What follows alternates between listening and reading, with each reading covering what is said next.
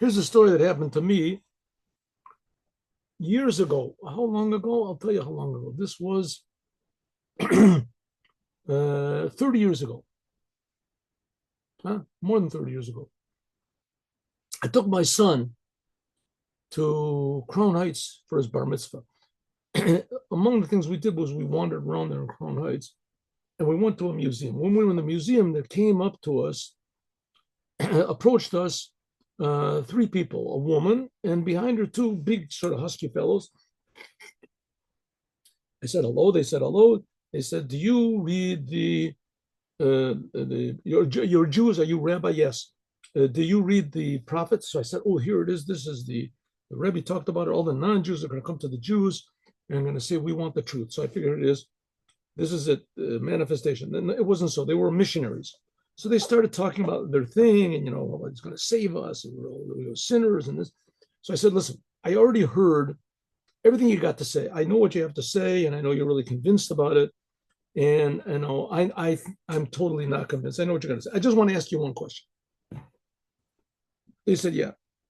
I said, "It's a question from the Bible." From the Bible. They said, "Yeah." "What's the question?" I said, "Is God spiritual?" So they looked at one another. They looked at me and they said, "What?" "That's the question I just want to ask you. Very simple question. Is God spiritual?" So they said, "Of course God's spiritual." But what do you mean God is spiritual? I mean, I thought they were going to say something like, "No, he has manifested himself. He is the Son of God. He is the man incarnate," or something like that. But they didn't. They said, "No, he is. Of course, God is spiritual. What's the question? God's spiritual." So I said, "Well, I'm really surprised at you. You don't know the first sentence of the Bible." So they said, "We know the whole Bible." So I said, "Okay, what's the first sentence?" "In the beginning, God created the heavens and the earth." I said, "There you go." So they said, "What do you mean?" So the heavens are all the spiritual worlds. The earth is the physical. Said, God is not spiritual. God creates the spiritual. So I said they were perplexed. I said, "Listen, in simple language, our God creates your God." They just looked and they left. They just left. Did they leave because they didn't understand what I was talking about, or did they leave because they thought I was just out of my mind? Which certainly could be, or did they just left because they realized it was true and that they had nobody to talk to?